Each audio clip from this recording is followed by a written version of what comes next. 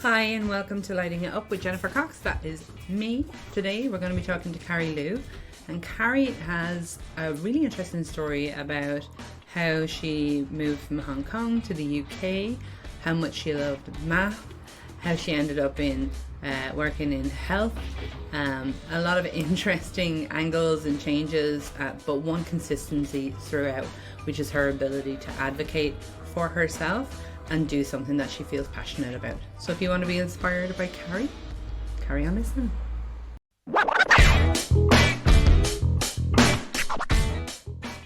I want to know, well, I know about you because I've been reading your awesome profile.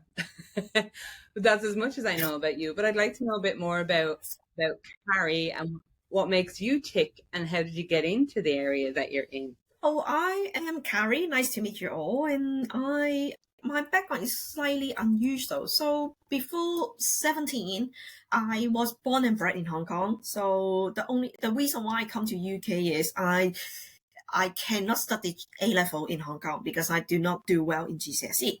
So that is why I come to UK. And then when I come to UK, I coming for something called exchange student program. So it's a government program that will allow a teenager who stay with the local family for a year. Basically, it's about learning the culture and also like learning about like just normal life, just exchange. And for me, I'm like, well, it's great because I'm never really good at English and things like that. Would be good experience kind of thing. So since then, I stayed there for my A-level, and then after A-level, they asked me if I want to stay longer, and then they are like, oh, okay, if you want to stay longer, we will have you, and things like that. So if you ask me who is my mom and dad, I would say that I got 3 different sets of mommy and daddy. One is my birth parent in Hong Kong. The other one is in Nottingham, that from my host parents that who look after me. And the last one is at that time, I met a British gentleman when I'm in A-level, and his family looking after me quite a lot. So when I'm talking about parents, so I got 3 different set of parenting about like, I got a really traditional Chinese background that you need to be strict A student. And then I got one that host parents is really free range style that as a kid, you can just do whatever you wanted. And then I got more traditional British style that like mommy and daddy is really encouraging and always help you. So that is why I'm here. And for me to get into tech is, so when I'm in university, I don't know what I want to do. I know I'm really good at mathematics, but my Chinese parents really want me to do accounting, like the more like traditional professional type of degree. So I tried to apply for it, but when I apply for UCAS, my teacher at that time in math saying that if I don't do math in university, it will be a waste of my talent. That's what he said. And he also said that he had been teaching for more than 20 years. I'm the second best children that he ever had, but I don't understand why he's second best. Why can't he be the best anyway? So he kind of encouraged me to saying that, well, math is your thing, you should go for it and stuff. So after that, I did listen to him and say, well, okay, you're right, and my heart do want to do math, but I don't know how to say no to my parents. So I did that.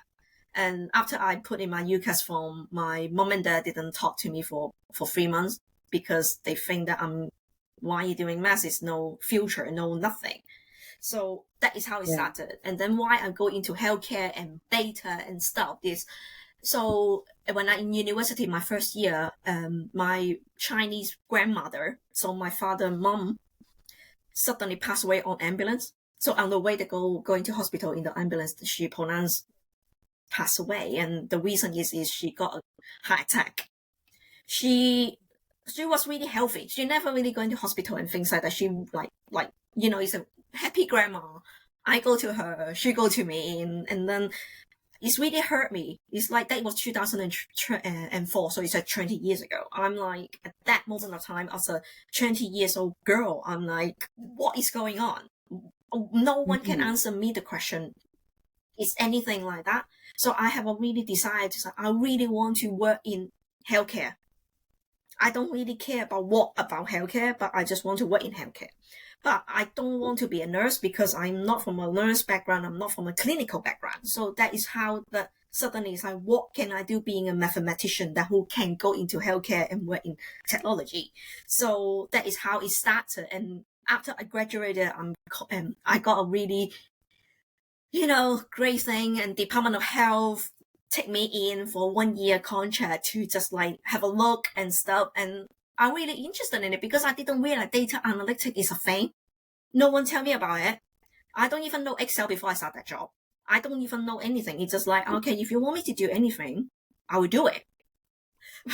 You know what I mean? And that is like, and also like, because of that chance, I realized that I can do it, and not bad either. So that is how I start to study more, and also like in the industry, like in the NHS for 10 years before I living out, and also like a lot of different things add on. So I'm like, oh, I didn't realize that data is a thing. I didn't realize I can good at it.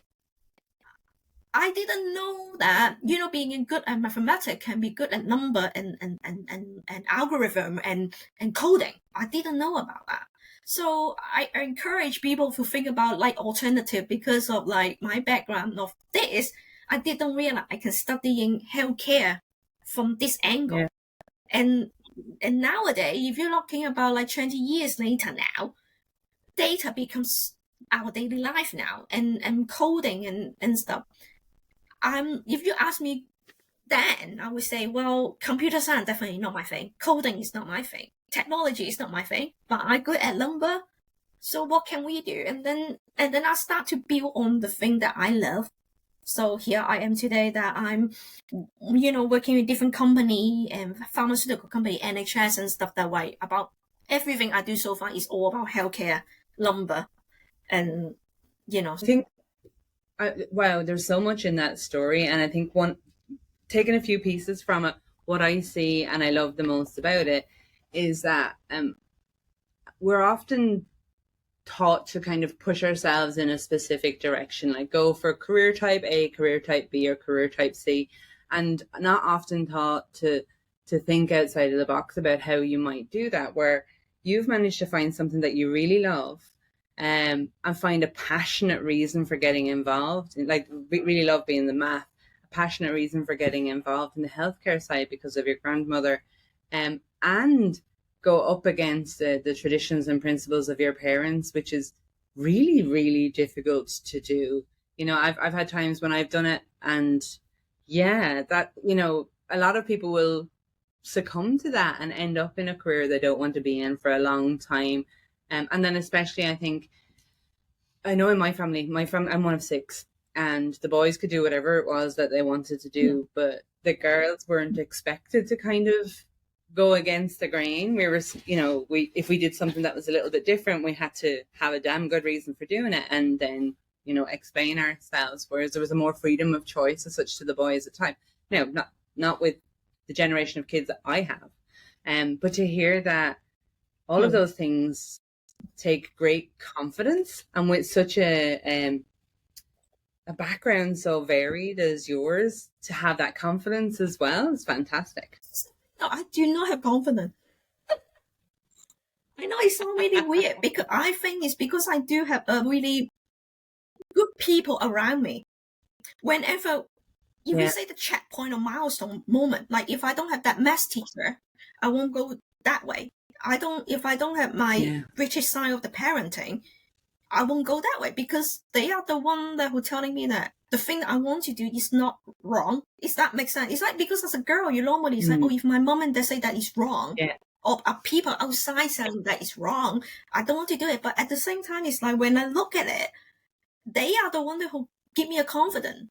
Especially my ex-mom saying to me that everything that you do is not wrong. It's fine. It's okay to do it. But at the same time, the other thing is a cultural clash, because Asian background, they measure success based on money, and that is true. And that is different than the British style, that is like, as long as you can look after yourself, we are happy for you. Yes, that is a really different thing. And being a girl, another thing is like always secondary from an Asian background point of view. So for them to sometimes be saying that, oh, if you're if you're a girl, you need to do X, Y, Z. So I give you an example. So 2019 is my first ever like national award situation. It's the first one that I got. And then if you talk, I should go back to 10 years ago. So basically in 2009 is the day that I got my master's degree. My British parents come to my graduation all the time. Fine, happy. Yeah. Also, my Chinese parents at the time also come over to my graduation. It's great. They never go outside Europe, and then they manage to come in. It's great, fine. And then the first thing my father said to me is, it'd be so much better if you're a boy. On the day that I got my graduation. Really? And why would it have been better if you were a boy? What would have just being a boy would have made it better? Because we won't be married outside the family, right? So that is one thing. So I'm like, oh, okay. So you think I can be better? So after that 2009, right? That time, I'm like, okay, what if I do really good in my career? Not because of him, but like, I'm going well, I'm doing good. So 2019, when I got the woman in top 100 women in technology, I thought, hey, done it now. You know, I got a piece of paper tell I'm good, right? So, yeah. The first thing he said to me after he's saying is, do you got anything out of it? Then I was like, what do you mean have I got anything out of it? Like, have you got any money out of it? I'm like, no, it's just a recognition to say that you're doing a good job.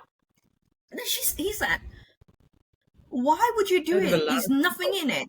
Stupid. You're like, oh. And then you're like, I'm not angry. I'm not angry. I'm more frustrated is more the right word.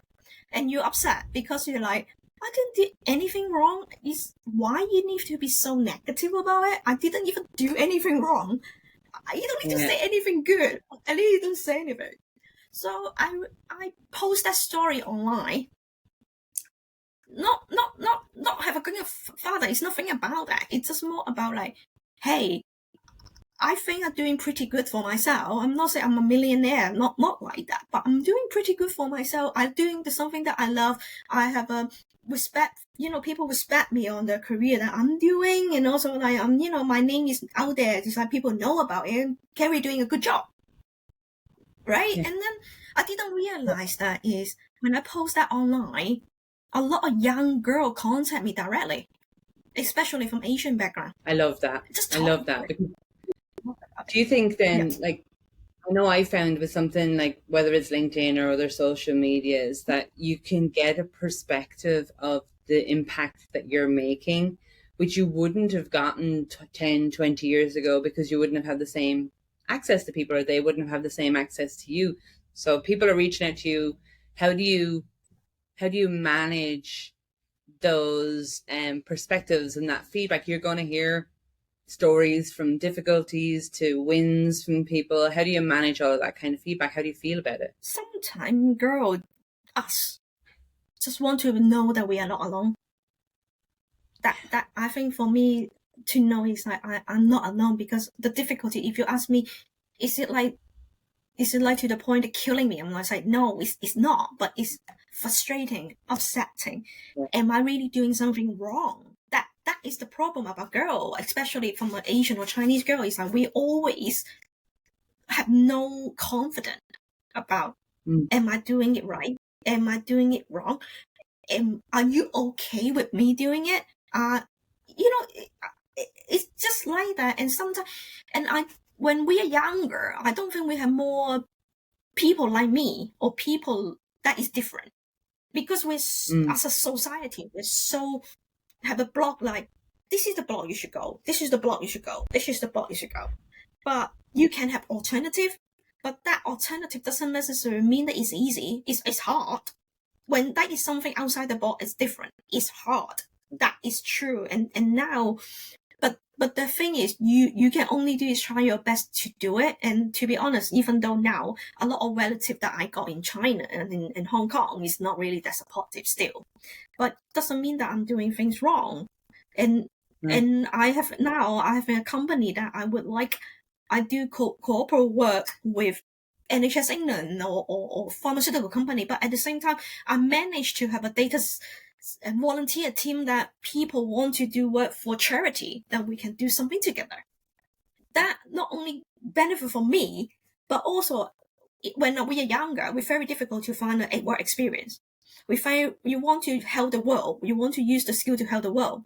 Sometimes, yes, I understand internship should be giving money, but sometimes I'm not in the position that I can offer that. But at least I'm not taking you for granted, because I know that someone else like Age UK need our help, so we can do a project together to benefit them as well. So Yes. you can do it differently. So that is why I'm trying to say is like, yeah, outside the box is different, but if I can try to help you or do something together to make our life a little bit better, I don't see why not. Absolutely. I'm part of the generation that was raised to think like you donate money to charities and research and all of these things, and that's where you make the difference. It never occurred to me until I was a fully fledged grown up that you could potentially work with those charities or work with those organizations that are making a difference, which is what you're doing. So maybe there's no donations going in that direction, but you're the people that are making the difference by taking the information and making it usable, identifying things that are changing, that are happening, that are useful, so that we know what direction things should go in. And that's something that for me anyway, as a child, I couldn't even conceive of the possibility of being on that side of the fence. It's an immense honor and an immense challenge, I'm sure, to be a part of it. So with your job now then, what does your day-to-day look like? What are you involved in or working on that you're enjoying the most, maybe? I'm working with different company to like pharmaceutical, for example, at the moment. So it's more like a business analytic manager job that is doing a lot of like, sometimes it's coding, sometimes it's more like data analytic work. So part of that. And the other part, I was in different charity. I'm working with 7 different charity for different things. And that is why I love. So it's like you got a job that you pay the bill, and then you got something that you can do to help people. And that is why I love it. And the other thing I'm quite excited is I'm, finger crossed, I should be starting the PhD doing women health on data analytics in a month's time. Yeah, so I'm really excited about it, because it's everything that if you ask me what I'm doing, they are interlinked with each other. I cannot say that it's this experience linked to that or things. It's all my career for the last 15 years that they got a little bit linked with each other. So that is another advice I would give the people around me or junior analysts, or just going to, sometimes you don't know that experience can help you for what, but experience is an experience that no one take away from it. You may be using that later in your life. You just didn't realize that. So I would say, if you got a chance to do things that you want to just try it out, because no one can say no. And also, don't ever afraid to mix and match skill set and industry. Like you said before, you didn't realize that data science can link with charity, and it does. Yeah, so many places. So and then on the women's health side of it, so the work that you do in the women's health, I mean, I have so many questions, because obviously I'm 45, so I've experienced most of the big deals of women's health so far, and I'm now at that wonderful menopause stage that nobody talks about nearly enough. Are you, the work that you're doing, does it cover all of the big keys? Like, because when I say that, I mean, like, pregnancy, periods, birth, and post-pregnancy, mental health that comes with those kind of things, and menopause, and I'm sure other things I'm not even beginning to cover. They're just the standard ones women can be expected to go through. Do you cover all of those, or are you focusing on any particular area? Sometimes mix and match, because like I said, I'm working in the industry for like last 16 years now. Sometimes it's honestly, it's a mix and match. So I'm recently working with a startup company that who focusing on IVF type of like frozen egg. Yeah. Right. So like you say, things like that, we never talk about it. Not even now. We don't really talk about it. What is it? Why are we doing that? Is that beneficial? Because we really funny the education is, if you're looking at it, when we're younger, as a girl, like you say, period, primary school, secondary school is how to not get pregnant. Right? it's about that. But the thing is, it's like, and then after you go to university or even older, they don't even talk about how to get pregnant, how to look after No, yourself, true. how Actually, yeah, you how don't to get told like, that. yeah, and also they don't talk about is like maternity, how the body change, what Mm, you know. But the thing is, they're all linked together, right? So I mean, you will say that a maternity is not linked to the gentleman. I tell you what, actually, that is the one that linked to them the most, because really? you Why cannot would you without a say that? family. No, I won't say it like that, but like they don't think about, they think about woman health is just about woman, right? From a Yeah, gentleman point of view, they think about woman health is about woman. But the thing is, it's not true. The thing that links to you directly is like when your wife is pregnant, your whole family unit changed. true, Just not just woman, but no one true. talk about it. Not even company to like you know think about it, because like you say, the traditional pathway is, oh, you go into the company, a few years time, you go higher level guy, higher level. But you never really talk about, hang on a minute, No. what if gentlemen want to do something? And also IVF as well. If you want to get pregnant, not necessarily about the gen, not necessarily about the lady that who cannot conceive or anything. It's both. You need two people Yes, to do it. yes. That's fair. I hadn't even thought of it that way. And I mean, I've known people. I think almost everybody knows somebody that's been through IVF. And I have a family member that was 9 years before they finally got pregnant, but they didn't even talk about their IVF experience until they got pregnant. And I know as a family member, what I would be thinking is, man, so I could have been more useful to you. I could have helped more had I have known you were going through all these things. There's a tendency for people to, it's like there's shame in it somehow because they're having to do it a different way as such to get the same result that people like me. I've got four boys and I swear I don't even have to try. So I think it probably makes it even more difficult for them to have those conversations. But do you think that we could do, as a community or a culture, that we could do more, we could do better to support both women and men then that are going through IVF in making them feel more comfortable talking about the fact that they're going through it? Absolutely.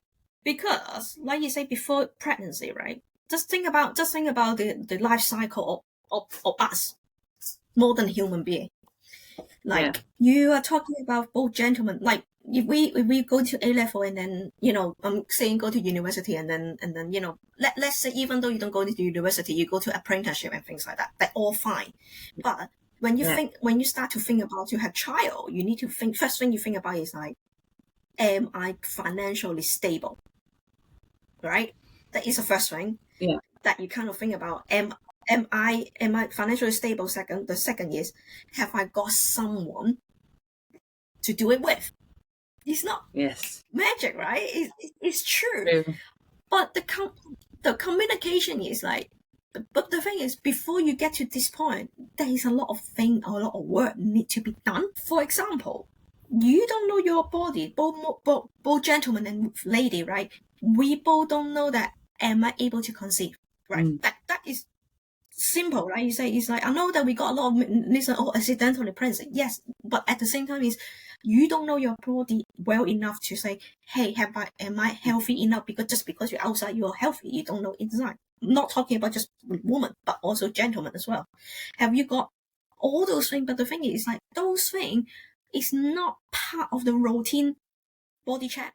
no, So not even sorted. you know what you talk about. Exactly. So even, I mean, and a lot of things is like, well, you're talking about woman health. Actually, it's not just about women. It's also about gen.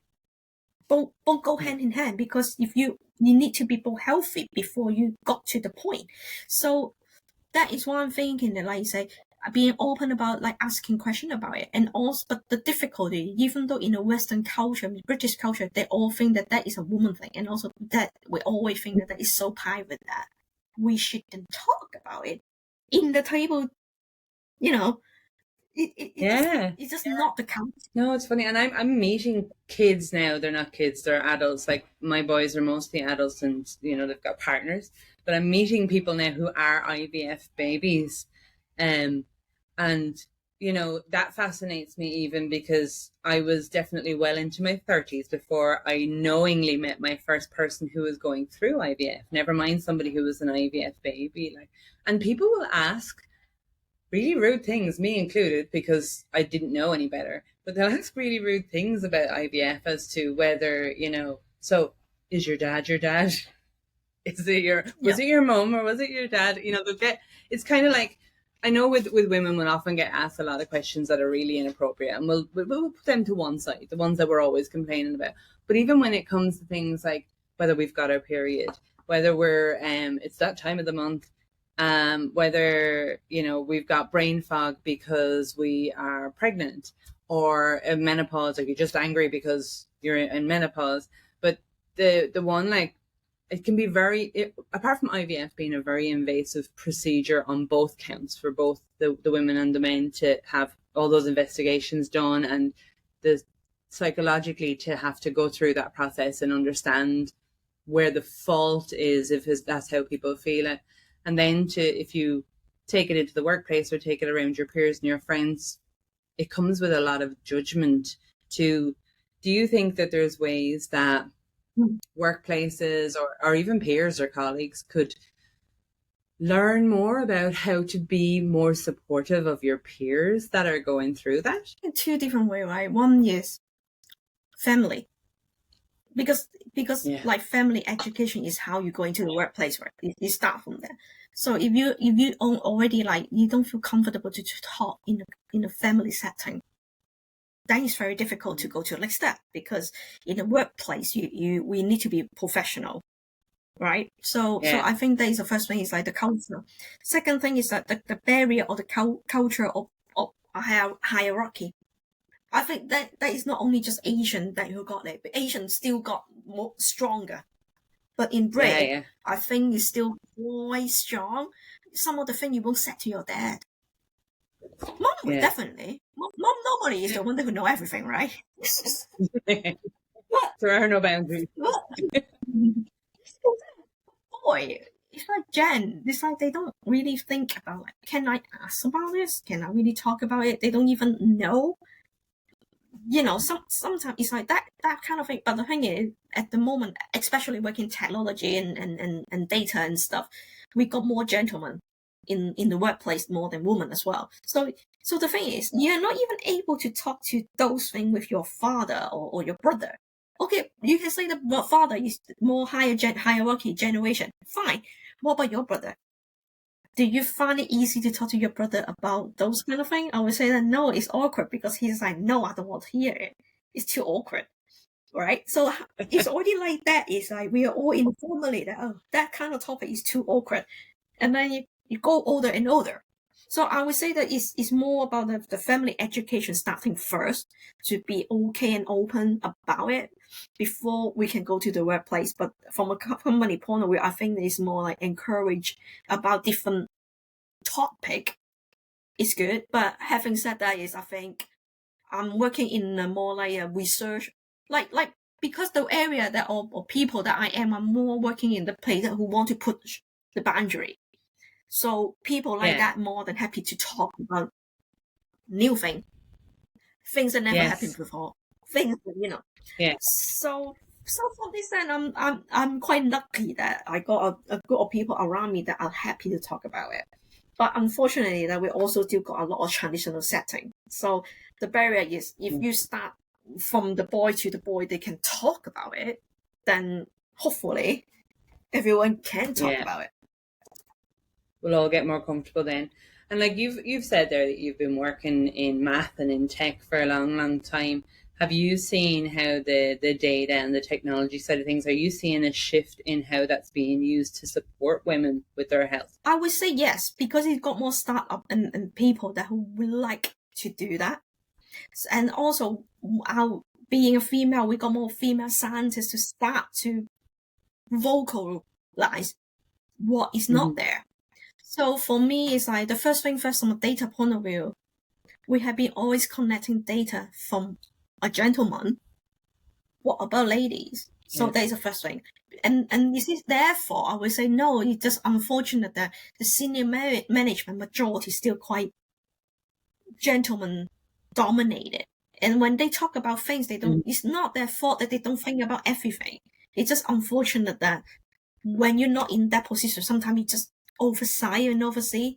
So for us to be able to have a seat in the table, not necessarily about me, but like someone also come from a female that have a table that representing me, I already think is already a lot better. But at the same time, it's still a long way to go. It's not there yet. So few things I would say is like one from a younger generation. I would say that we need to encourage them to be open minded. You encourage them to say the things because the world is so different compared to used to be, and also that is so you need to think outside the box. And which is something is good that now the society is encouraged. So it's great. But it's not there yet. So we, at the same time, from my older generation, I find it really hard to crack is, you don't know everything. We need to learn. And then you're like, what do you mean you don't know everything? Well, 10 years ago, have we got TikTok? No. Have you got new way of communication? You don't know it. So it's not you being stupid or anything. It's nothing about that because the technologies do not exist. And the world is changing. How can we adopt it? Not just me, you, it's everyone in the world to do that. Yeah. That's a lot. And you talk about TikTok. It's funny. I think we've moved a little bit now from Dr. Google to Dr. TikTok now instead. And I know like a lot of people would find TikTok responsible for them seeking an ADHD diagnosis. I mean, I don't know how many videos people sent me on TikTok when it came to seeking my one, but it probably was a contributing factor in it. So if you, for any younger women or anyone, I guess, going into mathematics and analytics, is there anything that you would recommend to them that you wish you knew when you were starting it? Well, I wish that there's internet. Because there's so many things that you can learn. But at the same time, yes, they're so overwhelming as well. Like you say, TikTok. Yeah. A lot of wrong things have been taught in TikTok. So I would say that, like you mentioned before, like LinkedIn, for example, is a really good way to find a mentor. Because sometimes you don't need to have just one mentor or you get on with it. Sometimes people click. Sometimes people don't. It doesn't mean that you hate each other. It just, we click and we don't click. I learn better from you, then I learn better than him.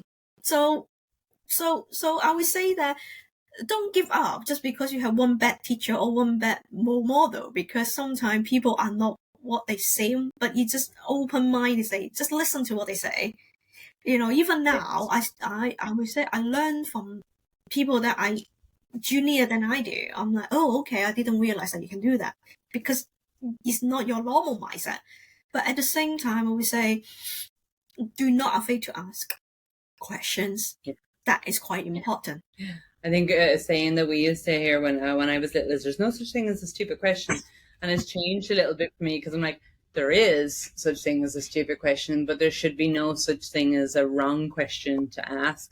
You know, so what if it's stupid? You're asking one that at least 30% of that room is probably wants to ask, but is afraid to do so.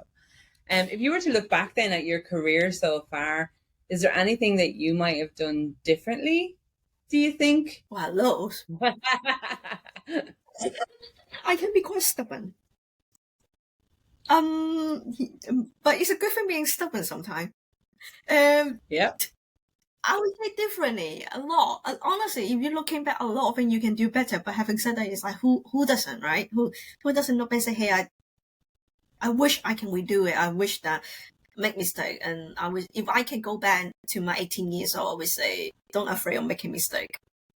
It's fine to make mistake, and also especially at your beginning of your career, that people are okay for you to make mistake because it's part of the job. Otherwise, you become a senior or director immediately. You don't need to be training to get to the level. So that is the one thing. Second thing I would say, when I talk, I got really strong accent, which is something I try to change, but not able to because of it's not excuse, I would say, but math is something talk to me. Math is just something like I can just do it within like minute. Like like stuff. But the language, he does not talk to me the same ways that I do. I just find it really difficult to.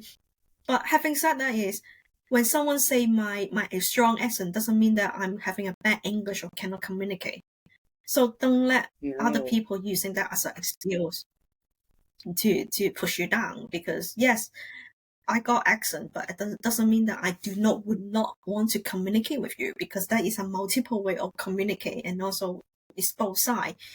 And I learn now that if I don't understand something or people speak too fast that I'm firstly mad, it's okay to say, "Hey, what did you just say that word?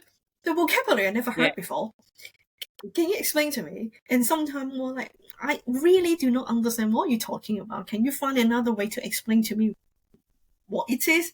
Or, is that makes sense? So I wish that I can go back and say that, hey, it's okay to have accent. It's okay to be you. It's okay that being you doesn't mean that you're being mean or being impolite and things like that. It's not.